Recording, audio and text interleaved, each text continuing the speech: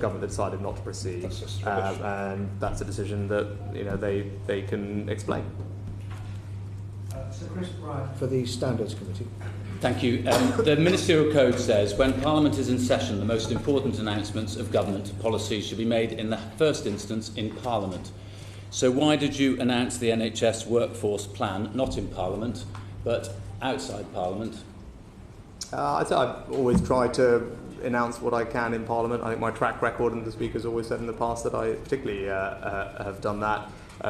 Where that's not possible, or the statement is made immediately thereafterwards, particularly in areas... You announced it last Friday. I think particularly where it's worth considering that this is not just the government's plan, it's also the NHS's plan. You could have announced it in Parliament on Monday, couldn't you? As I said, this involved not just the government, it involved also the NHS. Because it was the NHS's long-term workforce plan. The government was pleased to support it and proud to support it, and it's a plan that will do something special for the NHS in this 75th year. The Speaker said yesterday the Prime Minister is a Member of Parliament. He is answerable to the Members of Parliament from all political parties. I have to say that his behaviour was not acceptable. He may be the Prime Minister, but the Members of Parliament should hear first. Have you apologised to the House yet? As I said, I continue to be in Parliament to answer members' questions on a range of issues, making statements on a range of topics, and will continue to do so. But you're not coming to Prime Minister's questions tomorrow, are you, or next week? Yes, because I am attending the 75th anniversary celebration for the NHS. And you decided when that should be, so you could have had it tomorrow evening or tomorrow morning?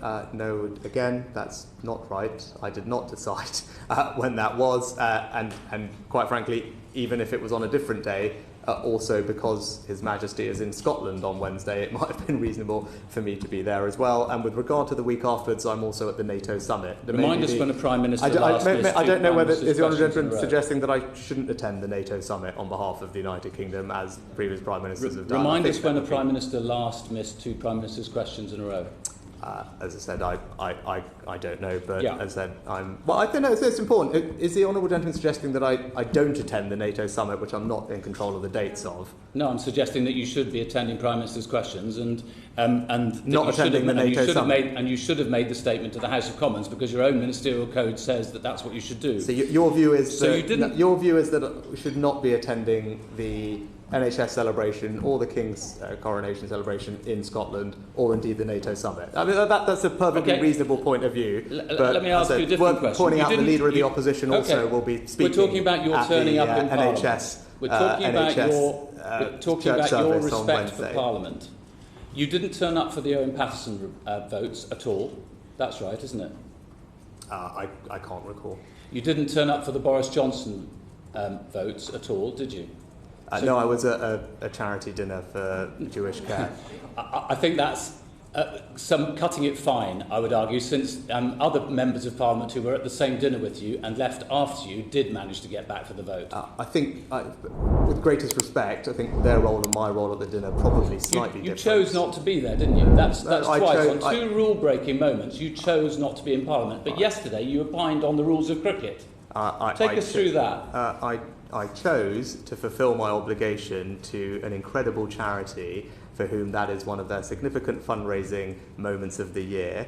My presence there was something that they had asked for, and actually me being there and being able to thank their volunteers and donors was something that they appreciated. Others were there. Wes Streeting was there as well. He managed to get back. Again, with the greatest respect, I think his role and my role at that dinner were probably slightly different. I'm very happy to talk about the rules of cricket, as you mentioned. Yeah, but not about rule-breaking in Parliament. No, so that's my point. I've also and if I might addressed ask you that about the Privileges Committee then.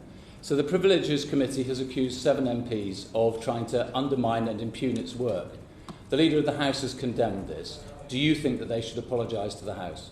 I haven't actually gone through the report yet. So you haven't read the report?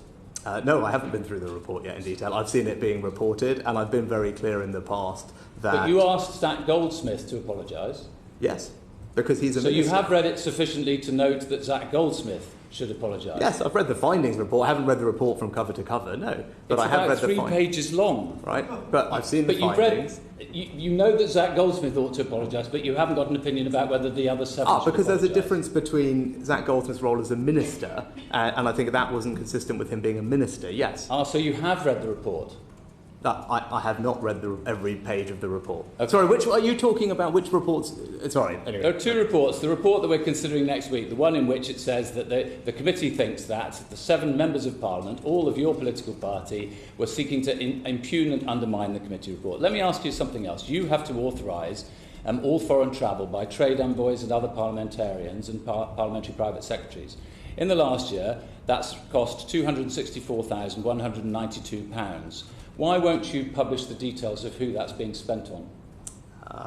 It's not something I'm familiar with the details of past practice on that, but I'll happily look into it. Okay, different question. Do you think UK businesses should still be trading in Russia at all?